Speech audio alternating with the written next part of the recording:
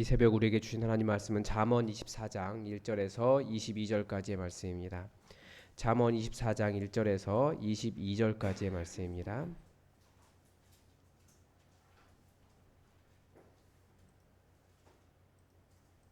하나님의 말씀을 다 함께 읽겠습니다. 너는 악인의 형통함을 부러워하지 말며 그와 함께 있으려고 하지도 말지어다. 그들의 마음은 강포를 품고 그들의 입술은 재앙을 말함이니라. 집은 지혜로 말미암아 건축되고 명철로 말미암아 견고하게 되며 각종 귀하고 아름다운 보배로 채우게 되느니라. 지혜 있는 자는 강하고 지식 있는 자는 힘을 더하나니 너는 전략으로 싸우라. 승리는 지략에 많음이 있느니라. 지혜는 너무 높아서 미련한 자가 미치지 못할 것이므로 그는 성문에서 입을 악행하기를 꾀하는 자를 일컬어 사악한 자라 하느니라. 미련한 자의 생각은 죄요 거만한 자는 사람에게 미움을 받느니라. 내가 환난 날에 낙담하면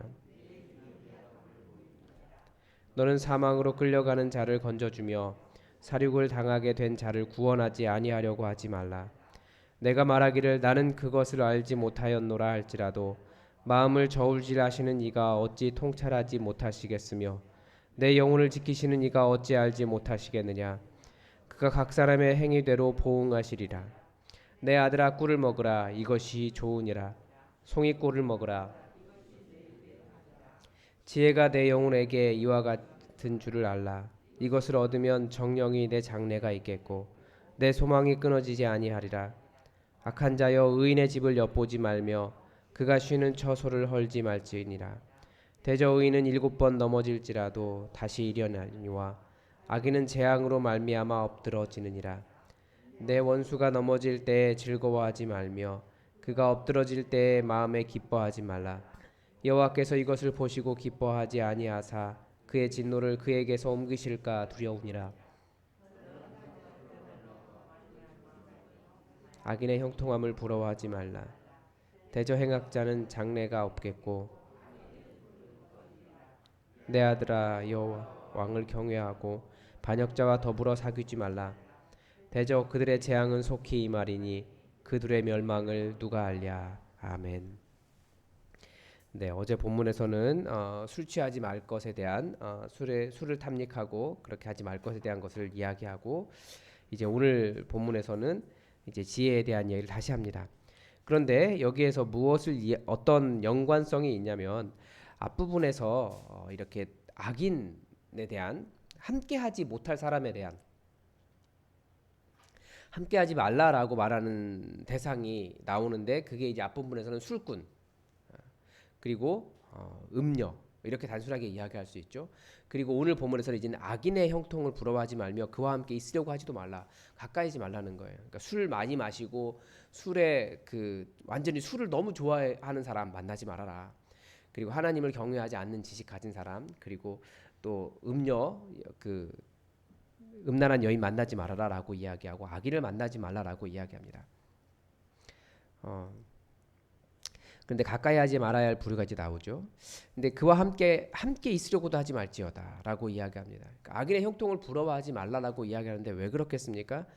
악인이 형통하는 이유 왜 그렇습니까? 너무나 쉽게 부자가 되고 너무나 잘 된다라는 거예요. 그들의 형통을 옆에서 보고 있으면 정말 가까이 하고 싶은 마음이 드는 것이 있습니다. 잘 나가거든요. 잘 되거든요. 그리고 그 옆에 있으면 분명히 떨어지는 것이 많이 있습니다. 이 교계에도 그런 권력이 있지 않습니까? 그래서 그런 권력을 보면 그 옆에 있으면 미래가 보장이 돼요. 그런 걸 보면 가까이 하고 싶다라고 하는 마음이 듭니다. 그런데 말씀은 그와 함께 가까이 있으려고도 하지 말지어다라고 이야기해 줍니다. 또 그 이유가 뭐냐면 2절에서 결국은 그의 마음에 강포가 있고 그의 입술은 재앙을 말함이니라. 그러니까 마음속에 들어있는 것은 폭력적인 거고 그 입술에는 재앙이 있다라는 거예요. 그래서 이렇게 폭력적이고 진실함이 없는 사람 만나지 말라라고 이야기하죠. 그리고 입술에 재앙이 있다라고 하는 말은 또 무엇을 의미하겠습니까? 잠언에서 아주 중요하게 생각하는 것이 공동체입니다.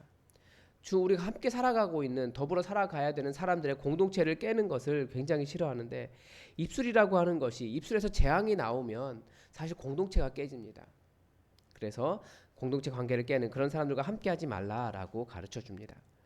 그리고 3절에서는 진정한 형통이 무엇이냐를 가르쳐 주는데 그것이 마음의 강포를 품고 입술에 재앙을 말하며 자기의 옳음을 주장하고 다른 사람 관계를 깨는 그런 것이 아니라 참된 형통은 지혜로 세워지는 집이고 명철로 말미암아 견고하게 되는 것이다라고 이야기합니다.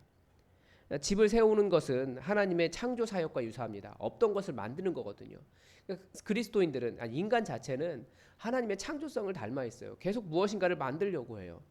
근데 그것을 어떻게 만들 수 있겠습니까? 온 세상이 하나님의 지혜로 만들어졌듯이 우리가 무엇인가 만들고 새롭게 세운다라고 하는 것은 하나님의 지혜를 가지고 하나님의 창조 사역과 같은 그런 방법으로 만들어야 된다라고 말하는 이야기합니다. 그리고 그 집에 이제 집이 하드웨어, 그러니까 딱딱한 것이라면 또 그 안에 채우는 소프트웨어는 지식입니다. 그래서 각종 방들을 지식으로 채워라라고 가르쳐주고 있습니다. 그래서 지식과 함께 지혜와 지식이 함께해야 그래야 집이 세워진다라고 가르쳐주고요. 네. 그리고 앞에서부터 같이 이야기하면 악인과 함께하지 말라라고 했잖아요. 강포한 자들. 남의 것을 빼앗아 채우려고 하지 말고 노력해서 채우라라고 하는 가르침도 동일하게 이 안에 들어 있습니다. 그러니까 지식이라고 하는 것 어떻게 쌓여집니까? 지식이 많은 사람 굉장히 부러워하는데 그 지식이 거기까지 쌓을 때까지 굉장히 어렵습니다. 아주 오랜 시간이 걸려요. 제가 지금도 기억하는데 저희 고등학교 때 문학 선생님이 그런 표현을 하셨어요. 지식을 얻는다고 하는 것은 이렇게 그 물조리로 이쪽에 있는 물을 여기에 옮기는 것과 똑같다. 그러니까 책을 열심히 읽는데 결국은 이렇게 떠봐야 물조리에 몇 방울 남는다는 거예요. 그거 이렇게 해서 여기다 털어 넣어야 그렇게 해서 이쪽에 쌓인다는 거예요. 그래서 이 많은 물이 여기에 쌓이려면 얼마나 많은 시간이 걸리겠습니까? 그러니까 집이라고 하는 것, 지식이라고 하는 것, 우리에게 무엇인가 하나님의 지혜를 채워간다라고 하는 것은 오랜 시간이 걸리는 거예요. 그래서 다른 사람이 가지고 있는 많은 지혜를 부러워하기보다 그 사람에게 배우면서 천천히 나도 하나씩 쌓아가는 것을 이야기합니다. 부한 것도 마찬가지고 잠언은 시간과 함께 천천히 쌓아가는 부자에 대해서 이야기합니다. 강포한 사람이 이걸 한꺼번에 가져가려고 해요. 근데 그것은 불가능하다는 거죠. 결국은 자기를 망하게 하고 말 겁니다. 그렇게 하지 말라고 가르쳐줍니다. 그리고 5절에 지혜 있는 자는 강하고 지식 있는 자는 힘을 더한다라고 이야기하면서 지금까지는 그러니까 6절에서도 전략으로 싸우라. 승리는 지략의 많음에 있느니라라고 가르쳐 주는데요. 계속해서 앞부분에서 지혜보다 그러니까 그 힘보다 지혜가 더 뛰어나다, 더 좋다라고 이야기하고 같은 이야기를 합니다. 그런데 그 힘이라고 하는 것도 결국은 지혜를 통해서 얻을 수 있다라고 말합니다. 그러니까 진정한 능력은 완력이 아니라 지력인데 그 완력마저도 지력을 통해서 얻을 수 있다라고 이야기합니다. 그래서 실제로 전쟁에서 보면 그 병법이 굉장히 많이 발달한 이유가 무엇입니까? 병법에 따라서 군사를 어떻게 쓰느냐에 따라서 전쟁이 달라지기 때문에 그렇습니다. 지략이 있어야 어떤 전쟁이든지 승리할 수 있다라고 하는 것을 보여주고 정말 힘이 강해서 무조건적으로 싸우면 그렇게 이길 수 있다라고 생각하지만 사실 가장 강한 건 우리가 보기에는 약해 보인다라고 말한 것이 가장 강하지 않습니까? 산이 바위가 굉장히 강한 것처럼 보여도 물이 그것을 뚫고 물이 가고 싶은 대로 결국은 가잖아요. 그런 것과 비슷합니다. 결국은 힘이 있는 것보다 지략이 승리한다라고 가르쳐줍니다. 그런데 문제는 뭐냐면 이 지혜의 모순이 있습니다. 지혜가 너무 높다는 겁니다. 미련한 자는 미치지 못할 겁니다. 그래서 그는 성문에서 입을 열지 못한다. 이것은 성문에서 재판이 일어났기 때문에 지혜자들이 이야기하면서 이것이 옳다 저것이 옳다 이야기하는 자리이기 때문에 지혜 있는 자만 말할 수 있다라는 거죠. 그런데 문제는 뭐냐면 너무 높다라는 거예요. 미련한 자가 얻을 수 없습니다. 이것이 어떤 모순이 됩니까? 겸손한 자, 자기가 높아지려고 하는 사람은 얻지 못하고 오히려 겸손하게 자기가 낮아진 자는 그 높은 지혜를 얻게 된다는 거예요. 반면에 교만한 자, 마음이 높아서 다른 사람을 다 내리 깔아보는 그런 사람은 그 높은 지혜를 오히려 얻지 못하고 낮아진다라고 이야기하죠. 이게 지혜의 모순입니다. 그래서 하나님을 누가 알 수 있습니까? 예수님도 어떻게 가르쳐 주셨습니까? 우리의 나라는, 그러니까 우리가 세워나갈 하나님 나라는 달라야 된다라고 말씀하셨어요. 높이 올라갈수록 겸손해야 된다라고. 윗자리로 올라갈수록 겸손해야 된다고. 더 섬기는 자가 되어야 된다라고 예수님은 가르쳐 주셨습니다. 지혜란 그래야 하나님을 알 수 있는 거예요. 하나님의 마음을 알 수 있어요. 낮아져야. 낮아져야, 내가 누군가에게 뭐라고 할 수 있다, 갑질을 할 수 있는 그런 위치가 아니라 낮아져야, 그래야 하나님의 마음을 알 수 있다. 예수님은 가르쳐 주셨습니다. 8절에서는 이번에 악행을 꾀하는 자를 일컬어서 사악한 자다라고 말합니다. 여기서 이제 악행을 꾀한다라고 하는 말은 이 사람이 지혜가 없다는 뜻은 아니에요. 악을 행하는 것도 얼마나 교묘하게 잘 해야 되는지 우리가 알 수 있습니다. 보이스피싱 하는 사람들, 사기치는 사람들, 얼마나 그 꾀를 내어서 정말 그렇게 놀라운 컴퓨터 지식과 뭐 그런 모든 것들을 다른 사람을 악을 행하기 위해서 그렇게 사용하잖아요. 그런 사람이 사악한 자라는 거예요. 그냥 악한 수준을 넘어서 사악한 사람들입니다. 그러니까 자신의 능력을 가지고 어떻게 해야겠습니까? 공동체를 파괴하는 사람, 자기의 이익을 위해 사용하는 사람은 그 사람이 악인이에요. 이렇게 하지 말고 공동체를, 자신의 모든 지혜와 지식과 능력을 통해서 공동체를 세우는 그런 사람이 되어야 될 것입니다. 그게 의인입니다. 공동체를 세운다라고 하는 것은 단순하게 뭐 어떤 조직을 만드는 게 아니에요. 사랑의 공동체를 만드는 겁니다. 이게 어려운 거죠. 조직을 세우는 것, 뭐 사람 세우고 돈 쓰고 뭐 어떻게 이렇게 하면 조직은 세워갈 수 있습니다. 그러나 정말 사랑의 관계가 있는 그 집은 그렇게 세울 수 있는 것이 아닙니다. 자기가 능력이 있다라고 하면 그 모든 지혜를 다 동원해서 공동체를, 사랑의 공동체로 만드는 일을 해야 될 겁니다. 그게 지혜입니다. 9절에서는 이제 미련한 자의 생각은 죄다. 이제 내면의 생각을 이야기하는 거예요. 그것이 생각이 거만인 거죠. 그 거만한 자에는 사람들에게 미움을 받는다라고 이야기합니다.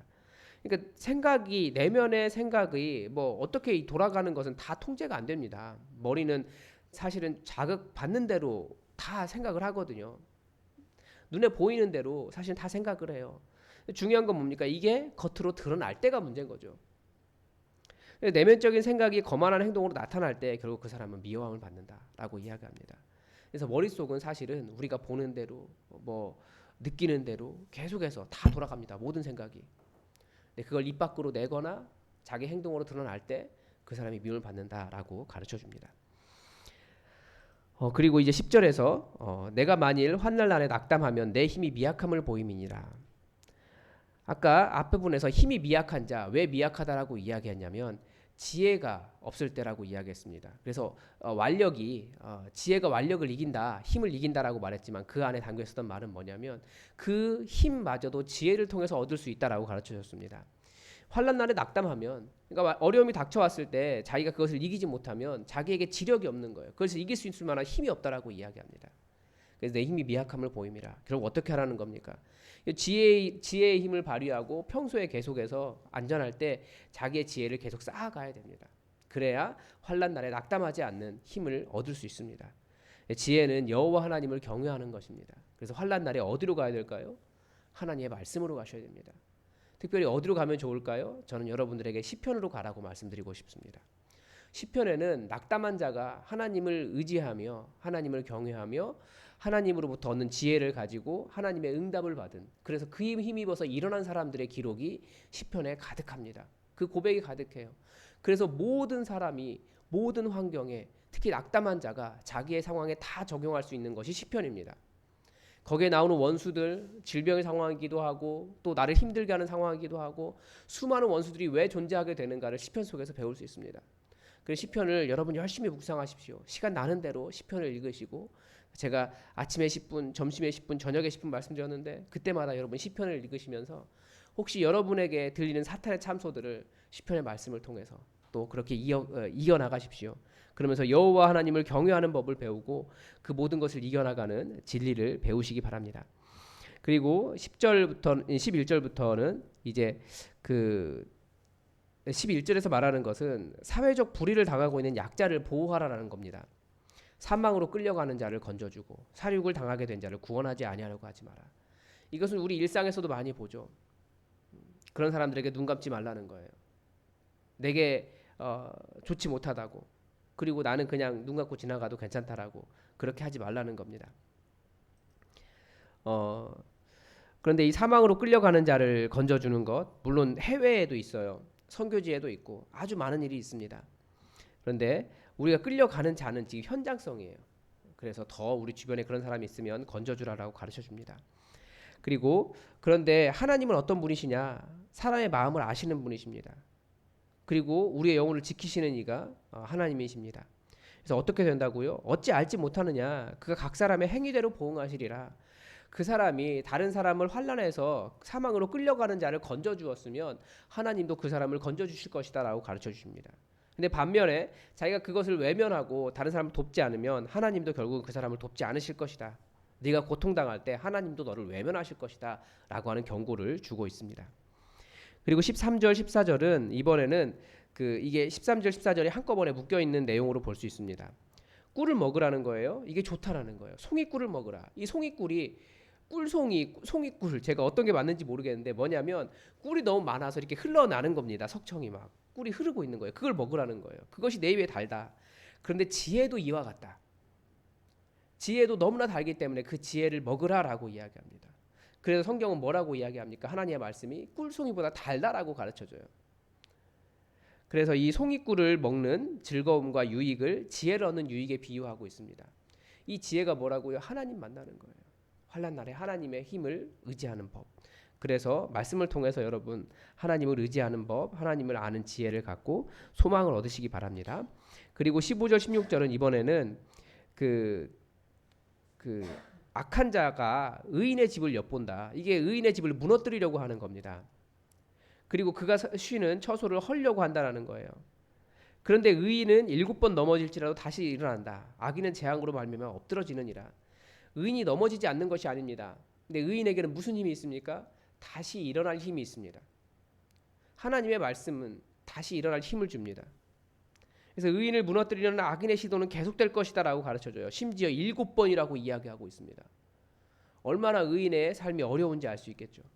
그런데 결국은 일어난다라는 거예요. 최종적으로는 의인이 승리하게 될 것이다. 그 이유는 무엇입니까? 마음을 살피시는 이가 계시기 때문에 그래요. 여호와 하나님 때문에 그렇습니다. 17절은 이번에는 악으로 악을 갚지 말 것을 가르쳐 줍니다. 결국은 악을 악으로 갚으면 그 사람도 무엇이 됩니까? 자기도 악인이 돼요. 살인하는 자를 내가 그 사람을 죽여서 악을 갚겠다라고 이야기하면 내가 살인자가 돼요. 그래서 개인적으로는 그렇게 하는 게 아닙니다. 결국은 그 일을 할 수 있도록 그 권한이 주어진 공권력이 하는 거죠. 하나님이나 나라가 하는 겁니다. 개인은 그것을 원수를 개인적으로 갚는 게 아니에요. 성경에서 네가 원수 갚다가 너도 악인이 될까 두렵다. 내가 악을 악으로 갚지 마라라고 가르쳐줍니다. 그리고 이런 말이 있습니다. 미움을 품고 사는 것은 그 사람과 동거하는 것이다 라는 말을 합니다. 제가 이 말을 듣고 깜짝 놀랐는데요.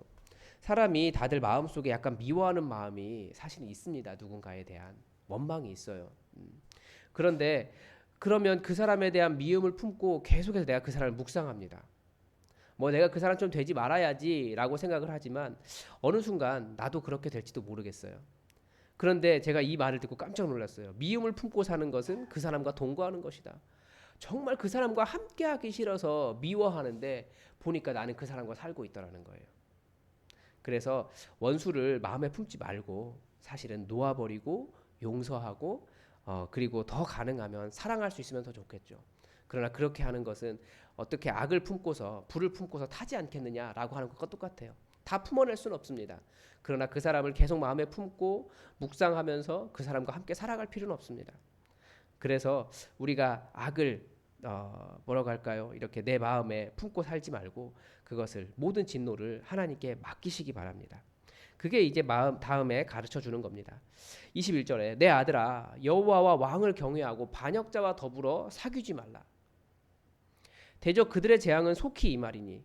여기서 그 둘의 멸망을 누가 알랴? 여기서 여러분 그들의 재앙에서 그들이 누굴까요? 그 둘은 누굴까요? 여기 둘을 나오는 건 여호와와 왕밖에 없습니다. 그들의 재앙도 여호와와 왕을 이야기합니다. 이건 무슨 말이냐면 그러니까 그들의 재앙, 그 반역자에게 임할, 그 악한 자에게 임할 그 재앙을 그들에게 재앙은 여호와와 왕으로부터 나온다라는 겁니다. 근데 그 멸망을 그 재앙을 누가 알 수 있냐는 거예요. 굉장히 빠르게 임할 텐데. 그러니까 악을 내가 악으려고 갚지 말고 내가 악으로 갚으려고 하지 말고 그 모든 악을 여호와 하나님께 의지하고 시편의 말씀에 보면 아주 그게 다 나와요. 그냥 내 원수들에게 내 원수들을 갚아달라고 내 원수를 갚아달라고 그런 표현이 너무나 쉽게 나옵니다. 나와 함께 싸워주시고 나를 반대한 자들 하나님 좀 혼내주세요라고 하는 표현들이 많이 나옵니다. 그 기도대로 하나님께서 재앙은 속히 임할 것이다. 그들에게 멸망이 임할 것인데 여호와와 왕으로부터 나온다는 거예요. 공권력으로부터. 그래서 우리가 그 반역자에게 재앙이 임할 때 그것이 여호와로부터 왔는지 왕으로부터 왔는지 잘 구분할 수 없습니다. 그러나 왕, 그 정부 권력이라고 하는 것, 공권력이라고 하는 것 하나님께서 악인을 심판하도록 두셨다라는 거예요. 우리가 물론 공권력에 대해서 요즘 이 시대는 굉장히 많은 뭐라고 할까요? 이런 그 불신을 가지고 있는데 그래도 여전히 그들조차도 하나님께서 악인을 심판하시는 도구로 사용하고 계신다라고 하는 것을 우리가 기억하면서 하나님으로부터 그 하나님으로부터 오는 재앙 이것이 그 공권력을 통해서 일어날 때 그럴 때 우리가 어, 그럴 때 이게 하나님으로부터 왔다라는 것도 인정할 필요가 있다라는 것 우리가 기억할 필요가 있습니다. 그래서 악인이 되기라고 하지 말고 내 마음에 악을 품지 말고 사실은 더욱더 사랑할 수 있는 진정한 공동체를 만드는 것이 이 우리 교회 가운데 세워가는 것이 매우 중요할 겁니다. 우리가 그런 공동체가 되었으면 좋겠습니다. 여러분 또 여러분의 말씀을 읽다가 분명히 성령님께서 여러분의 마음을 만지시는 것이 있을 겁니다. 그래서 그것을 가지고 여러분 묵상하십시오. 성령님께서 여러분에게 깨닫게 하시려는 뜻이 있습니다. 함께 기도하시겠습니다.